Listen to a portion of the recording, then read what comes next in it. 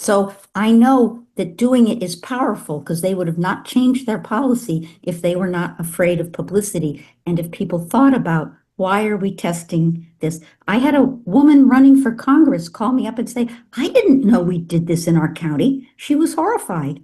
Hmm. So That it's she was running for Congress and she didn't know? no, most peace people don't know. I didn't know. I protested at Vandenberg from 2002 until 2006 against the satellite control and the war in Iraq and all these things. And I did not figure out what those night ICBM launches really were. Oh, yeah. It's in plain sight. It's clear. It's not secret. It's just become routine. Hmm. That's it. Sorry It to is. talk so long, but thank you No, that's for. interesting. No, That's it. MacGregor, is that your update? I just you asked me, so I said it, but that's my update. Excellent. What a good example. All right. Who wants to go give their update next, Alice? Well, For I'm another, thinking of what McGregor. I've been like on thank. I wanted to thank Jim for helping me get some of the word out, and the Veterans of Peace China group. But the peace movement is not talking about this offer that's been on the table for years from Russia and China. This is my obsession to negotiate a treaty to keep weapons out of space and war out of space. It's never reported. And even though I'm talking about it, and I was on Jim's radio show, and I wrote an article that's up on World Beyond War and Common Dream. It's not in the New York Times. I mean, and the peace movement, when I talk to them, why aren't we all asking for this? Like I spoke to Bill Hartung, who I like very much. He writes about the waste and abuse of military. He writes. I said, Bill, why don't you write about this? He says nobody trusts the Russians. But Mm. it's not a matter of trusting the Russians. They're making this offer. We would find Mhm. out very quickly if they're full of crap or not. At least Mhm. say, all right, you're offering this. We'll sit down and talk to you and find Yeah, out if they're serious. But to ignore it and not even write about it or talk about it as an opportunity for right. ending the Golden Dome. And actually, it's not just that, it's really about nuclear weapons because when Gorbachev met with Reagan and he let go of all of Eastern Europe, it was like glasnost, perestroika. He said, let's get rid of all our nuclear weapons. And Reagan said, great idea. And Gorbachev said, but don't do Star Wars. And Reagan said, I can't give up Star Wars. And that was the end of it. And they always make this speech about their strategic stability, that they can't do nuclear abolition if we're going to dominate space. They're not going to give Mhm. up their nukes. Mhm. So that's my latest screen. I'm not getting anywhere, but thanks for this. good. Let's see. I'm just going to go with the folks in order as I see them on the screen. So, Carol, Oh, okay. Well, I'm Carol Bellin, and I accidentally stumbled on this, I think, because I assume this is a Veterans for Peace, and I am not a veteran, although I do vigil with Veterans for Peace weekly. And I am in Montana, Missoula, Montana, and I've been working on the ICBM issue. I've been an activist for my whole life, and I'm in my 70s now, but and on the East Coast, but for the last 20 years in Montana. So, and I'm happy that the Washington State PSR has decided to take a focus, and they've hired someone to be a campaigner for all of the states with the ICBMs. They're targeting the ICBMs as the perhaps the easiest to pick off of any of the weapon systems. It just seems very, vulnerable. Um, so yeah, I'm here in Montana to work on ICBM stuff, and I work with the Jeanette Rankin Peace Center too. I'm going to be offering a class on nuclear weapons and nuclear disarmament issues mainly because I've been trying to organize students at the university, and it's really clear to me that they don't have a very deep understanding of the nuclear weapons issue. It's, all climate change. Where do you Um, teach, Carol? What university? well, I'm not I'm offering I call it a class because I'm leading it, but basically I'm offering a four sessions discussion action group at our Peace Center that is focused on, giving people a better understanding of nuclear weapons and disarmament issues. Um, and there's so many great resources, out there for this class, which it's going to be for Oops. Did in everybody? August. Okay. Yeah. Online? Oh no, in person. Hmm. This is, I'm trying to, we're trying to build the movement against the ICBMs here in Montana. Hmm. Hmm. So, yeah, so we've got four sessions, and then that'll get us through August. And then the university will start up where I am a student and founder of the Students for Nuclear Disarmament on our campus. And I'll repeat it again for the younger people who really need to understand the history and the environmental impacts of the weapons testing around the world and the colonialist aspect of it, of nuclear weapons. So that's what I'm working on. That's my update.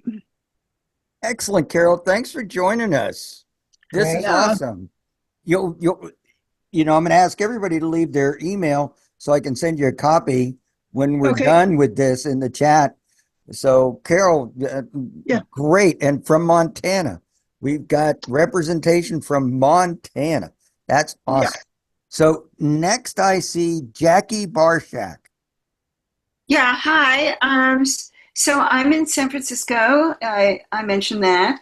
So on Wednesday, I attended this rally in front of City Hall in San Francisco, and it was organized by many community groups that were demanding that the city provide full cleanups and health reparations around the Bayview Hunters Point nuclear waste site.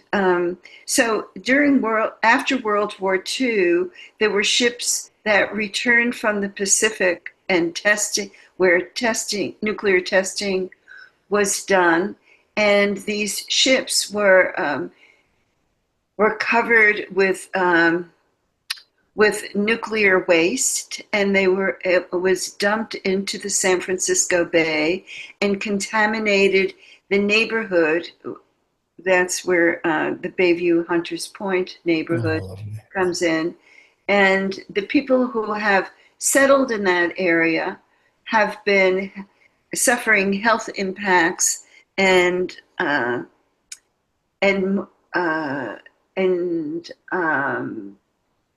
degraded housing because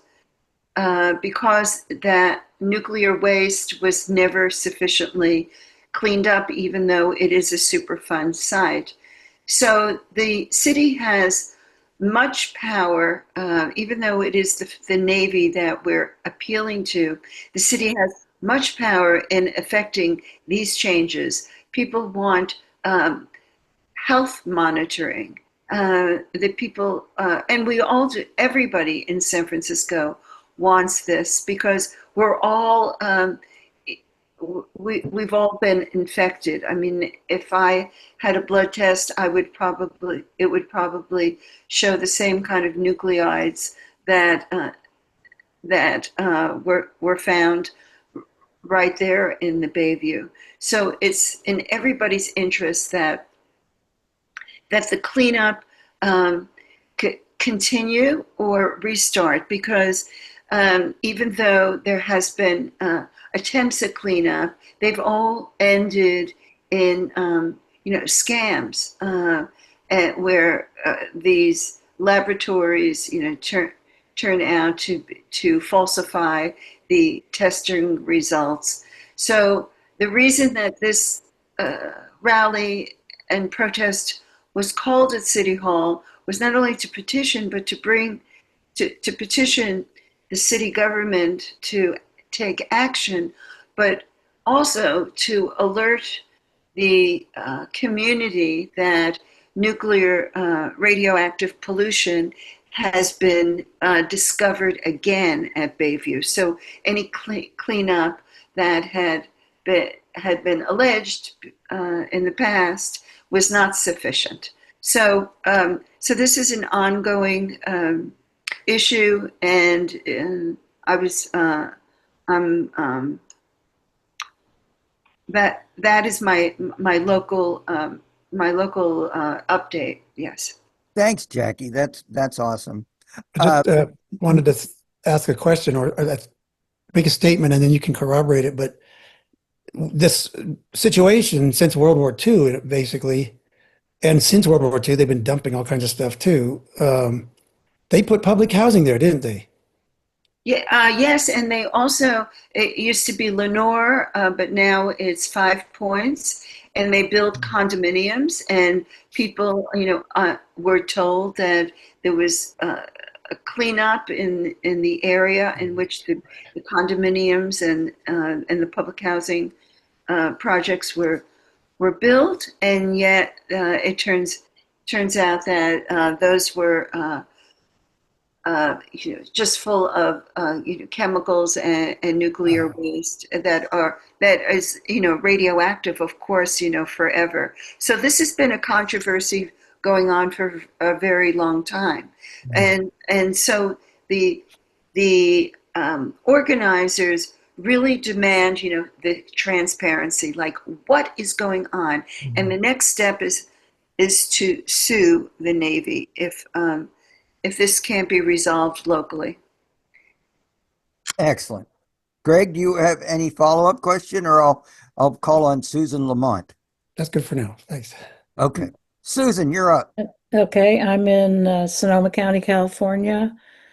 We're currently active in protesting General Dynamics, which doesn't do nukes, but it is in Sonoma County. They build the guidance systems for the Tomahawk missiles that kill little girls in Iran. And they also do the spying systems at the border. And we had a protest yesterday. We had a protest the day before that. It's getting pretty active. What I'm involved in right now is organizing a gathering with our local Veterans for Peace chapter when Jerry comes to Sonoma County with the Golden Rule, and we'll be showing the movie An Ordinary Insanity about Daniel Ellsberg, and then we'll be connecting it with the work of the Golden Rule. So that's something we're working on. I know we've got members who say, why are we doing this? Nobody cares. Nobody's paying attention. Nobody cares. And I said, well, we got to make them care. So That's a good answer. we're working on it. Very good. Very good. Thanks. I can ask you, when is the Golden Rule going to be getting there? It's at the very end of August, like the 26th, 27th, 28th, 27th, 28th, 29th, something like that. Mhm. Yeah. We're trying to nail down the date now. Great. James Wagner. Oh, yes. Hi. I'm new to this. Yes, I'm in Frederick, Maryland. I Okay. assume we're going around and saying what we've been up to. Is that the idea? Yeah, we're just giving updates. Okay. I'm still holding on to the hope that the central limits of the New START Treaty idea, that is, the Russians offered September 22nd last year to extend those limits for a year. And then it was reiterated at the time of the expiration of the New START Treaty, February 5th of this year. The central limits on the deployed nuclear weapons and launchers The Russians reiterated that they will hold the line on those key provisions of the New START treaty, which is now expired, as long as the U.S. does. And so in Maryland here, we have a really good senator, Chris Van Hollen. And Chris has been on 2 letters along with Ed Markey and some other nuclear weapons leaders, letters to Marco Rubio and State Department to pursue this very promising avenue. The administration has claimed that they cannot, that a bilateral treaty with Russia is not possible now because China has increased its nuclear arsenal to too great an extent. Well, China only has 600 nukes. U.S. and Russia have each over 6,000 total. Right. So it's 85 to 90% of the world's nuclear weapons. So the upshot is, so last week we being the couple groups, I'm with several groups. The main one on this was the Mid-Atlantic Quaker group called Baltimore Yearly Meeting. We met in person with the senator and his staff, and he's had 2 letters to Rubio. I started to say one was February and the other October last year. And he's still trying, but he's not optimistic that the administration is going to change its position on this. However, the Russians have not retracted the offer. And to me, this is the most promising thing, the most efficacious thing we could pursue at this moment. Again, up to 80 or 90% of the world's nuclear weapons are in the hands of our 2 countries. To not extend a bilateral agreement seems really illogical, and actually risking without such an agreement, any kind of an agreement about limitations. We're open to each side producing more nukes, and not just pits, but deploying more. Nuclear testing has also been talked about, etc. We're on the cusp of a new nuclear arms race. So the senator will keep trying, and our groups will try to stay in touch with him. If anyone has any ideas for how we might advance this, might convince Marco Rubio and the State Department, please share them. So that is what I've been focused on. That's the main thing lately. Thanks so much, James. I appreciate that. And welcome. You're at least the second newcomer today, so this is Okay. extraordinary. So Thanks. next up for an update, Joe.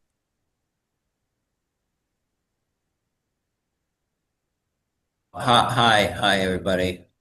I'm in the Hartford area in Connecticut, and my focus has been with the Back from the Brink resolution, which would work towards elimination of nuclear weapons.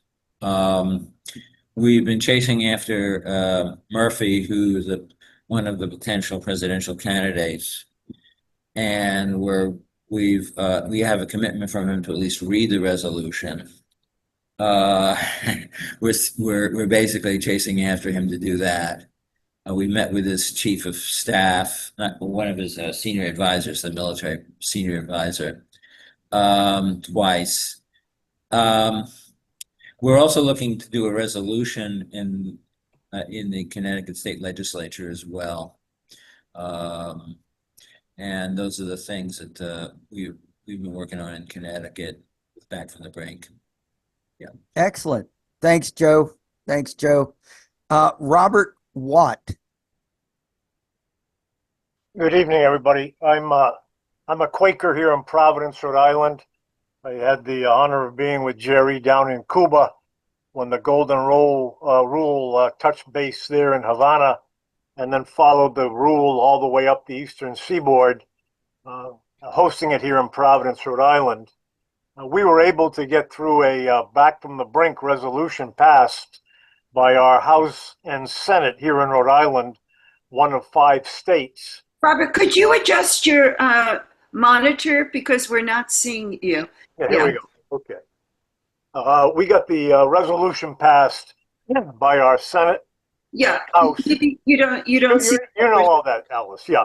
And the play right now is we're trying to get the Bishop of Rhode Island, who's a pretty activist bishop coming up from the Baltimore area, curiously enough, to sign on and maybe take an active role in the anti-nuclear movement here. We've been working along here in Rhode Island with the Massachusetts Pax Christi people, and their goal, along with the dicastery in Rome, is to maybe get 1.3 billion Catholics to bring home the ball on getting rid of nuclear weapons. We've had Friends Committee on National Legislation meetings with Jack Reed, 2 of our representatives, as well as Sheldon Whitehouse. Sheldon Whitehouse has joined as a result of that pressure. He's joined the working group with Chris Van Hollen, Garris Monday, and others. And so I think he can be turned into being more forceful, more voiceful, and more frequently positive on getting rid of nuclear weapons. What's the working group, Robert?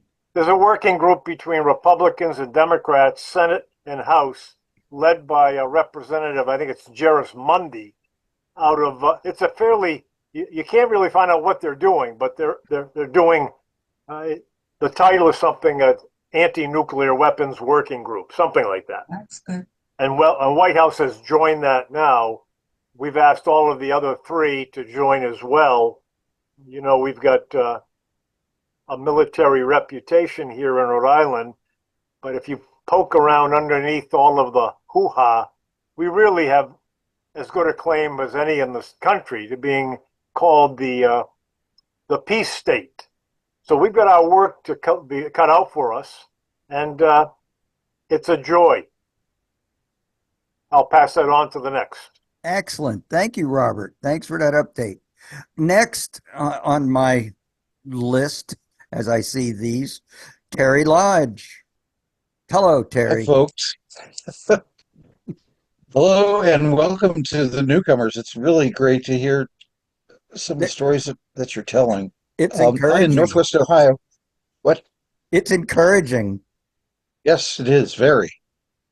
I'm in Northwest Ohio. I live just outside of Toledo, about 50 miles south of Detroit. I'm a longtime anti-nuclear power and anti-nuclear war type, and have been particularly concerned about the interrelationship between the explosion of data centers and drone construction and the heavy changes in war making that the transformations that are happening coming out of the Russo-Ukraine war, as well as the horrendous catastrophes in the Middle East. That is that the United States Navy is essentially obsolete, that drone warfare, and that would be submarine, surface water, and airborne drone warfare and robotics generally, are going to be the new normal, and added into that, as I think Mr. Wagner mentioned, is the demise of New START. Basically, is a green light to develop and perfect deliverance technologies, short and medium range ballistic missiles. And we have to bear in mind that Russia, for decades, has been the largest manufacturer and owner of what they conceive of as being battlefield or theater scale nuclear weapons. And of course, the U.S. is also, but certainly the world leader is Russia. And when you combine the effects of increased high-tech drone warfare and the development of hypersonic missiles that are capable of short and medium range fast, flat trajectory delivery in a matter of minutes, missiles capable of flying up to 6,000 or 7,000 miles an hour. And the fact that the Ukraine war is not over and things are getting very, very close to some sort of, it's far more than a tit for tat. And also, things are, of course, lurking near some sort of brink constantly, thanks to Israel in that region. So, what I'm kind of seeing is that it is ever more urgent to talk about and oppose as loudly as possible the development of high-tech fast delivery vehicles and the profusion and proliferation of nuclear weapon systems that might just fit them. The problem is that there's a bunch of more than ever. There are a bunch of gamers, slackers, reality denying types who are driving the profit centers in the war machine. They generationally have no particular understanding nor comprehension of what nuclear weapons can do, and are increasingly talking and thinking in utilitarian ways that if we can just, nail them with a few well-targeted, extremely highly designed drones or hypersonic drones or various mixtures of technology, that we should be able to send a message. So in Ohio, I'm watching the development of a giant complex that is AI driven, the Anderle complex on the south edge of the city of Columbus in central Ohio, which is going to be a real go-to contractor. The founder of Anderle, one of the founders, is Peter Thiel, and there are a bunch of other high-tech billionaires that are involved in that development. Also in Piketon, southeastern Ohio, in March, there were 3 secretaries from the Trump administration, Lutnick, Burgum, and Chris Wright, the Secretary of DOE, all were at a ribbon cutting for the signaling the opening of a gigantic Department of Energy sponsored and owned data complex, which Wright was saying may well be the largest on Earth.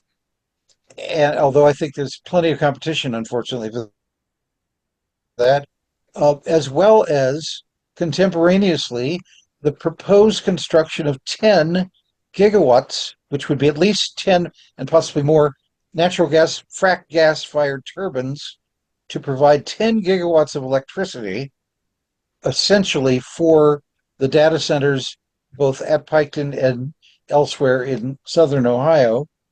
And also the OKLO Corporation announced it plans to develop up to 16 or even 20 small modular reactors at the Piketon site. What's interesting about Oklo is that Secretary Wright, until a few weeks ago, was on the board of Oklo, and still, of course, owns substantial holdings in it. So you just had this rather characteristically shameless display of extreme conflict of interest. But what I'm just sort of generally talking about is there are many military applications, weapons applications, that artificial intelligence is being put to and will certainly be put to in the future. There is very little judgment as to what we turn over to robots to take care of, and there's absolutely no judgment about doing anything to curb our incredible lust for war, and that basic mixture is toxic enough. But then you sprinkle in it a latter-day generation or a couple of generations that have no particular they don't react, they don't respond because they don't historically understand what nuclear weapons and the implications flowing from nuclear weapons could mean for contemporary warfare. Thanks for listening to my diatribe. Thanks, Terry. Always well informed. Hollis? Yeah. Who, me? Did you call me? Hollis. Hollis. Hollis. Tree He's bark. undercover. He's tree bark. Tree bark. Yeah. Let me get the video up here. Yes. Thank you, Terry. That was enlightening, and everyone else. I'm in Spokane, Washington, 250 miles north of Hanford. We are very busy up here trying to figure this big mess out. I would just like to start off right off the bat saying that the TPNW is really the hope that we see, not back from the brink. It's too late for that. It's just try to move back from it. It needs to be abolished. That's it. It just got to go.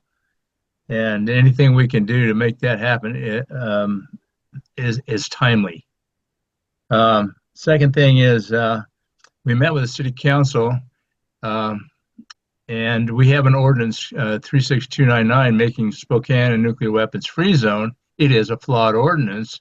It has not been implemented, number one, because the purchasing agent has thousands of contracts to deal with, but we did give him 24 companies that he should be alerted about that the city might be doing business. Well, he checked them out and he said, no, we haven't done business with them in 10 years. This is your Lockheed Martins and Boeings and those folks. And so now they're trying to put in a space hub airplane molding facility, big presses that will punch out big fuselages and things just outside here in Airway Heights, 10 miles from Spokane. We're trying to fight that because we know that they'll be used for delivering of nukes and outer space proliferation of nukes. And so we're trying to tie in our ordinance with the fact that this facility, which is being facilitated by Lockheed Martin and Boeing, and every government agency is signing on with glee because, it means jobs, whatever the hell that means. We're gonna try to fight that as a chapter. We also know that they're going to try to put, there's 3 artificial intelligence facility warehouse proposals. One's on Indian land at Welpinit, where that's where they mine the uranium for the Nagasaki bomb. And people are still suffering from cancer up there. And there's another one at the old aluminum factory here just outside of Spokane. So that means we're trying to expand our no nukes ordinance to the county commissioners as well as the city council. And we got some allies now on the state representatives if they get reelected.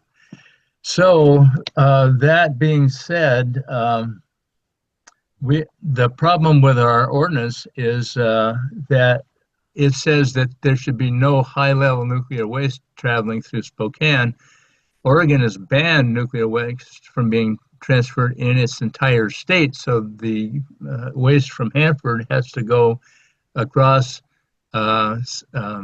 Washington and into Idaho and then down to Utah and Texas, and some of it its legacy waste is supposed to go to the WIP in New Mexico, but our ordinance says high-level waste. Well, what they did at Hanford was said, well, we're gonna vitrify all the high-level waste and put it in the ground at Hanford in permanent storage for millions of years.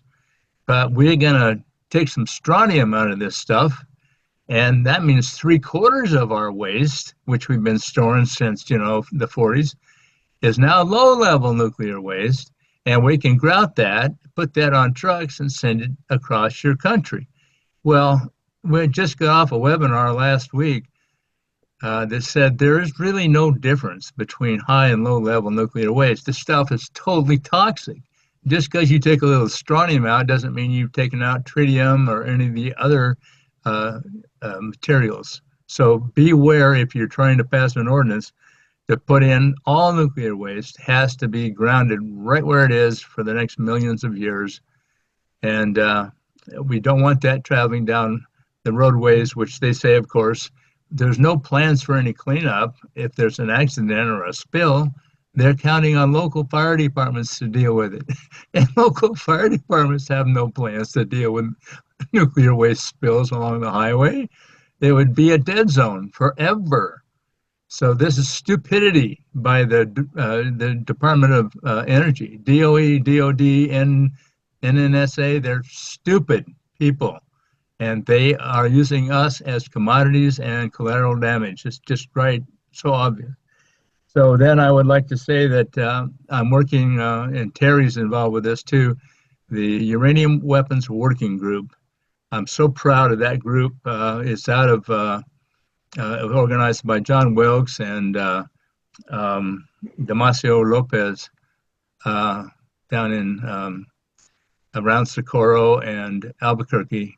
And they are opposing the AI data centers and the energy transfer into the Los Alamos Nuclear Laboratory. So how is this manifesting? Basically, we published a paper called The Myth of Depleted Uranium. In fact, you've got to know that there is no such thing as depleted uranium. That's just a byproduct of enrichment. It's very toxic. It morphs within 6 weeks into thorium and protactinium. What do you think protactinium is? It's plutonium. And it is very highly toxic, so it's not depleted at all. These guys that are handling the shells, you see them loading in the artillery guns, they're being totally exposed to radiation. Same thing in the tanks. They got the ammo right above their heads in the tanks, and the armor that is made out of this heavy uranium byproduct is highly radioactive, and so they're all being exposed. So that was the first thing we did, was publish the myth paper. It's online at our working group, which is online at the Veterans for Peace website under working groups. The second thing is we had some scientists for a while on our calls. We meet once a week, and they produced a paper called the Radiation Risk Assessment. And what this shows you within 8 pages, 4 of which are statements and 4 of which are research references, that the risk model that's been used for 80 years is outdated, it is insufficient, it is off by 1,000%. So all these guys walking around these radiation badges to show how much exposure a human being can tolerate are off. They're deliberately poisoning people, and all the scientists for 80 years that backed this thing up are liable for some sort of criminal prosecution for promoting this. They knew the whole time that exposure rate is off. So our paper exposes that. We're trying to get that out. It's been sent out all over the place. I'm supposed to take it. I've given it to my city council representatives, but they're getting a new version here pretty quick. We're going to try to meet with them one-on-one. But every health department in this country needs to have that information. So if you're near anybody, go to the website and pick that paper up and get that out. It's already gone worldwide for scientific review in some of the journals. The third thing is, I got to hand it to Damasio and John Wilkes down there in Santa Fe, Albuquerque. They put together a mobile lab, the Art Radcliffe Memorial Laboratory, and it's a trailer, and it's got full spectrum analysis. It can find uranium and plutonium wherever it is, plus other things. It's already analyzed samples from Hawaii. It's already analyzed samples from New Mexico, and it's been going around, and this thing here is just gotten a $50,000 funding from a private donor, so it is heading for Piketon pretty quick. Once it leaves here, leaves down there, I mean, in Santa Fe.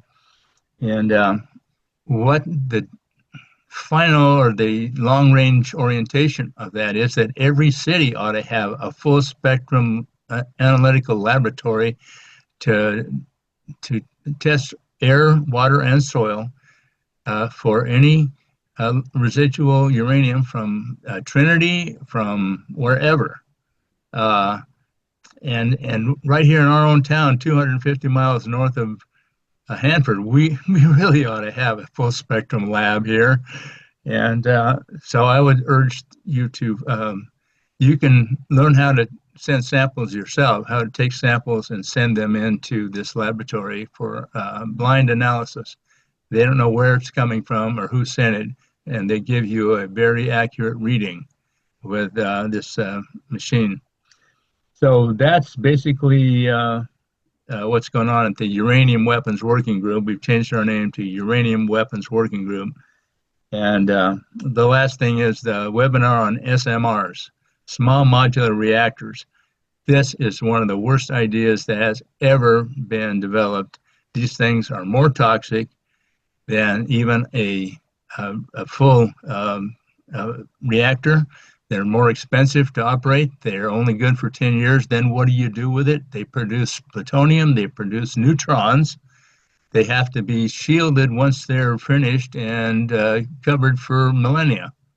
So they want to produce all these little micro labs or micro reactors and these small modular reactors. And this is like having a nuke in your pocket, you know, just the most insane thing. They have no idea. They're just gamers. They have no idea about collateral damage. And the only way I think humanity could survive this, I'll end with this, is if we all become humanoid robots and they get our brain into a chip and then reinsert it into a computer and put that into these little robots that they've been developing, because humanity is going to be toast in 5 years at the rate we're going. And so I think it's time to really figure out who we want to be and how we want to be here and take extreme action. Thank you. Thanks, Hollis. Amazing. Amazing. Okay, Rachel. Yes, hi everyone. Can you hear me? Yes. If you hear any ticking noise, that's because my computer is the keyboard is really wrecked. I have to fix it. If you hear any screaming, that's my grandson. Okay. Okay. Right now, I'm holding kind of too much in my small basket. When is the I'm a together with Alice Slater, I'm also a member of a Manhattan Project for a Nuclear Free World, and we do have an annual event.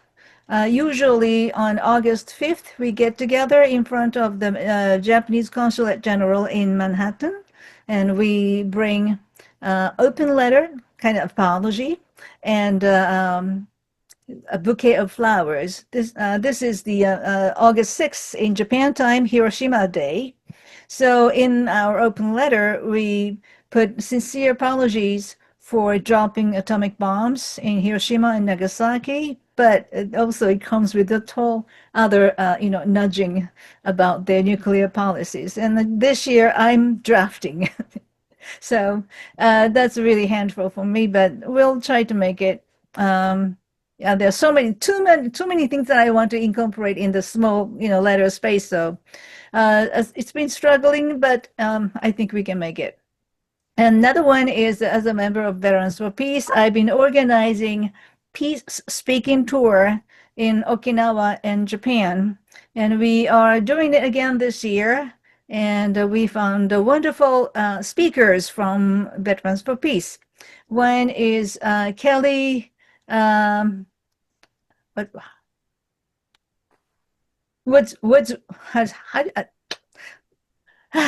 Kelly Wordsworth, who is a who used to be chaperone in Afghanistan. Now, currently, she is a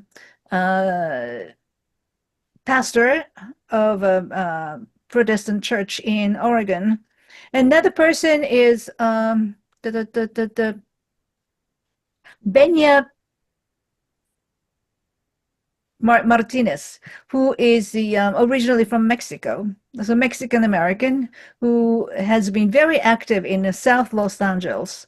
He is thorough with indigenous issues, racial issues, also what's going on in his neighborhood being targeted by ICE. And I believe that he can resonate a lot of things with Okinawan issues. So I'm very looking forward to traveling with them. And we were very lucky to have a Zin Foundation this year. So we locked our flights to round trip flights to Japan. Now we're trying to raise more funding for our domestic moving. We're gonna do rent a car and travel through across Japan and Okinawa. Also, we have to get some more funding for lodging. Anyway, eventually I will send out a bunch of fundraising letters to chapters and individuals. And this year, we will make sure to include everyone's or every chapter or every organization's name who donated to us on the big greeting cards that we're going to offer to memorials in Hiroshima, Nagasaki, Okinawa, and Tokyo. Tokyo is the one, the memorial for the Great Tokyo Air Raid. One overnight, so many people just perished, like that. So this will be, if you don't have a chance to go to Japan, at least your name will reach there to every single important memorials. If you go to Hiroshima, there are several memorials, the main ones, and Korean ones, Chinese ones, and the POW ones, and in Nagasaki as well. So we're gonna offer lots of bouquets of flowers and cars, and make sure that we international peace-loving individuals and organizations are really concerned about Japan's nuclear issues, and we deeply feel our responsibility over it. So we'd like to show that to the international tourists who are visiting those memorials. So that's my plan right now. And soon, we don't know, we cannot pinpoint the date yet, but I'm going to plan another film viewing session. This is about nuclear weapons stored and also practiced in Japan during Cold War. Many people know that. Now. Yeah, many people. Now. They're doing it now. I know, but in order to understand that they must have been doing it now, you have to understand how secretly they stored so many nuclear weapons in Okinawa. And there are several sortie bases in mainland Japan. There's several of them. So this kind of interesting documentary film, you should watch it. It's only, it's less than 50 minutes. And it's in Japanese, but I added English subtitles. So when it's done, I will make sure to inform you, and anyone is welcome to watch it. This one was supposed to be shown at the last year's VFP convention, but they ran out of time. We were not able to show it to them. I've been suggesting this should be also, again on the list this year, but I don't know. I haven't been to convention meetings, so. Anyway, I will love to show you as many occasions as possible, because it's very important how that particular island is full of arsenal. Right now, the United States have in the ballpark of 800 military bases, of which 120 are in Japan. Okay, so on top of 120 U.S. military bases, they do have 237 Japan self-defense forces bases and garrisons. Okay, it's the size of the state of California. In California, they have 32 military bases. When I say so, many people say, oh, that's so many, but Japan has over 350 military facilities. This is ridiculous, right? And the other day, I read a newspaper article showing that the government of Japan is trying to add 130 ammunition depots across Japan and Okinawa. 130 is already plenty, right? But do you know how many pre-existing ammunition depots across Japan and Okinawa? 1,400. Oh, Jesus. 1,400. They're trying to add 130 more. Okay. And I've been dealing with our colleagues in Japan. The major concern is they call it a Southwest shift. That's the big scale of remilitarization of Japan. And they're trying to, they have been doing, expand civilian ports and airports. Okay, the funding comes not only, well, what should I say? The funding doesn't come from Defense Department. The funding comes from other developing department and the infrastructure and development department. And once the expansion is completed, the airport can accommodate so many landing and taking off drills whole day from early morning till night. And when it's expanded, when the seaports expanded, they accommodate so many Coast Guard ships. Okay, but local people didn't know what would happen, because when they were informed of these expansion plans, they said, oh, if you expand the airport, you can accommodate jumbo jets so that you can have a lot of tourists visiting your area, and it could be very big economic stimulation. That's the kind of input that they received originally. When it comes to the seaport, they say, oh, if you expand the seaport, you can get a lot of cruise ships. They can drop off so much economical impact to your neighborhood. So that was how a government tried to sell these expansions. But once it's done, it's a completely military. Okay, so now local people, they're furious. They're saying that, oh, you are making us targets. They don't feel like they are protected by those military facilities. Okay, and to make matters worse, Fukushima Prefecture, there was a big earthquake and then tsunami and everything destroyed, and they had a big nuclear explosions. So lots of budgets are allocated to Fukushima as a recovery budget. However, those budget comes from infrastructure department, education and science department, and a recovery agent, and several more. Not from Defense Department. But what they're doing in Fukushima in this particular project is all new technology research and development. And they all can be applied to military. Okay, and this type of model is learned after Hanford site in Washington.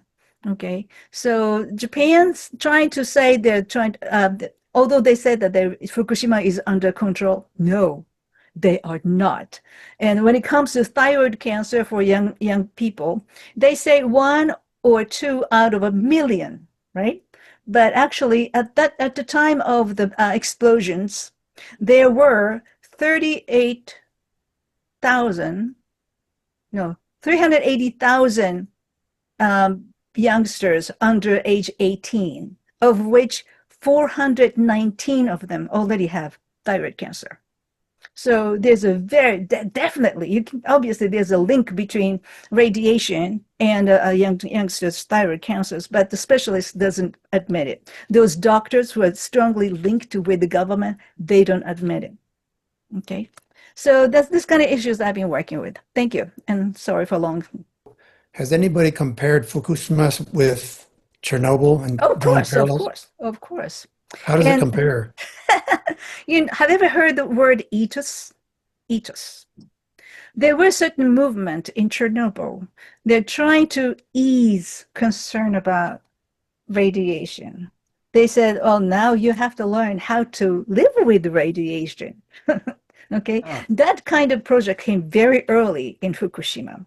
So they took advantage of that, and they're even trying to, how do you say, bring back many youngsters to Fukushima, knowing that radiation level is too high to live. Okay, they just changed the acceptance level. For example, the yearly acceptance level used to be 1 millisievert per year. Okay, in those days, 20 millisievert per year was acceptance level for nuclear workers with totally covered with protecting gears, right? However, a few years ago, the government of Japan declared they are now okay to live under 20 millisievert per year to anybody, including young children, babies, fetus. They're all vulnerable. Okay. Now, before Fukushima, they used to say 1 out of 3 Japanese will get cancer. Nowadays, they say, oh, cancer is Japan's national disease. 1 out of 2 get cancer. But don't worry, we have lots of good medical technology. You will survive. So that's the attitude of Japan. Horrible.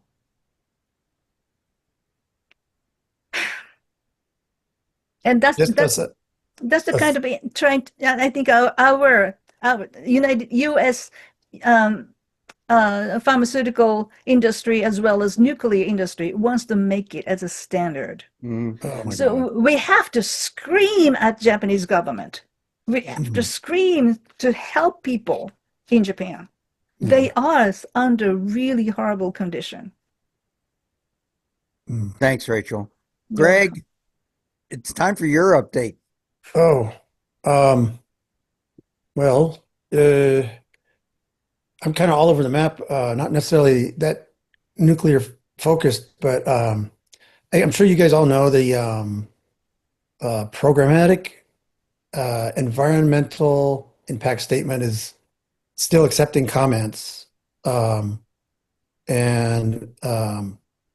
think this is the first time they've, first of all, that in at least recent history, they've had a PEIS.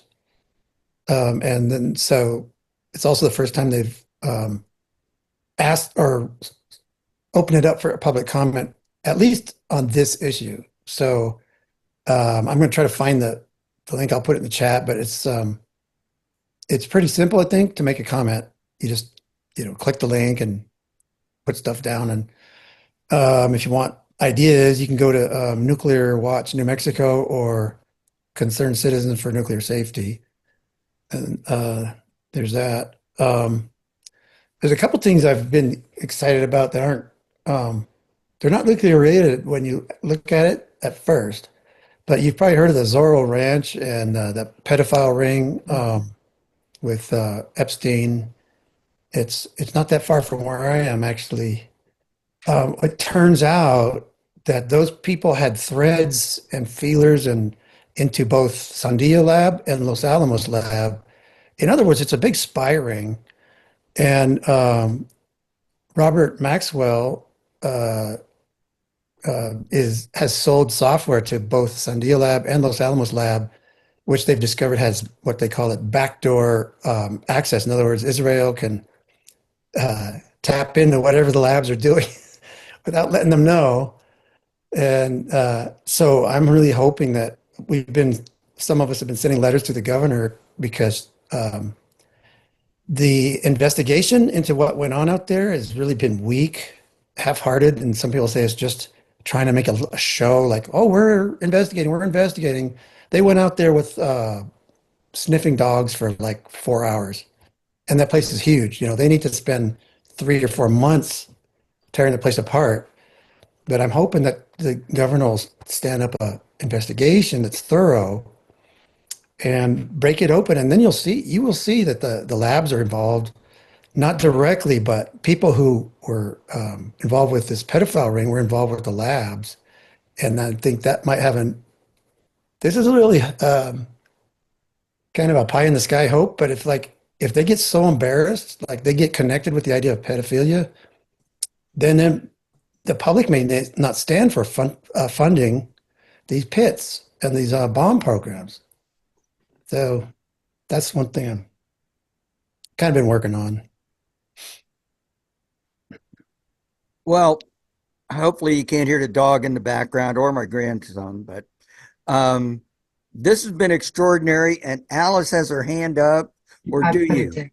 I put it down. I forgot what I was going to ask, Greg. Okay. All right. Good grief. And I'm in Tennessee, so there is no update. We just go from day to day and watch representation go down the toilet. So I want to make sure I get everybody's email in the chat, because I'll send it out to I'll send this recording out to the No Nukes group, which includes Jerry, which we missed today, and all the newcomers. And we hope you come back. We hope to get you on the mailing list. This was extraordinary and hopeful. I know somebody mentioned nobody's paying attention, and in fact, I just was telling Greg early that I was reading an article that's why this one columnist thought we were closer to nuclear Armageddon than at any time in our history, because nobody's paying attention. And we're allowing the UK to supply drones and weapons so that they can attack a nuclear armed country called Russia. And so, nobody's listened to John Kennedy from the American University speech back in 1963. And if you haven't heard it, please just search JFK American University speech, 1963. Unfortunately, he was dead in 5 months, but that's part of the reason. So I did remember. Can I just say one more thing? Go ahead, Alec. When you were talking, Greg, what we never talk about is Israel's nuclear weapons. I mean, that's been the greatest secret. I'm Jewish. I can't believe what's going on there. I mean, I call him Adolf Netanyahu, and they couldn't have done it without us. We're the only country supporting this horrible genocide. We beat up. And what you're saying about the Mossad being involved with the weapons labs and everything, we've let them get away with literally murder on their nuclear weapons. And I don't know, I'm just saying it so it's out there to be said. But we have, and I want to say again that I think there's an off ramp. If we would talk about what Russia and China are offering, even like Kennedy's speech, his peace speech, where they shot him 5 months later, he said, we don't agree with Russia, we don't like them, but they have their children, they love their children, they care for them. I'm going to try to make peace. Russia and China are begging us not to put weapons in space, and that's an off ramp for nuclear disarmament. But nobody's even talking about it. So I'm just going to say it again. Very good. Thanks, Alice. Robert? Yeah, let me just say, I had sent to Jerry earlier this afternoon, expecting him to be here, a couple of invitations to go to the West Bank in October. I was in Palestine in December for about 3 weeks with the Catholic workers. And what Alice says is every bit true. Taibeh, a pure Christian village north of Jerusalem, hasn't been able to harvest its olives in 4 years. So I will send it out to this group, Greg, when I see the email thread independent of Jerry. And if anybody's interested in perhaps going and picking some olives in October, there were veterans for peace embedded in Bedouin communities south of Hebron, whom I met, female Marines who were being subjected to sexual harassment by settlers around that particular Bedouin village. So Anthony and I were together, you all know Anthony, on that Catholic worker delegation in Palestine. And we're all trying to get back there, maybe even with a VFP contingent. So if we can get a VFP contingent to go, please reach out to me, and we'll see if we can get something going. Thank you much. Thanks so much. Thanks. Well, any other last words, and we'll all go grab an adult beverage and get ready for the evening. So going once, going twice. Thanks, everybody. Bye. We Yeah. will Thank you, everyone. see you soon. Thank you. Yeah. Very inspiring, everyone. Keep it up. Yeah, absolutely. Okay, bye-bye. Bye. Good night.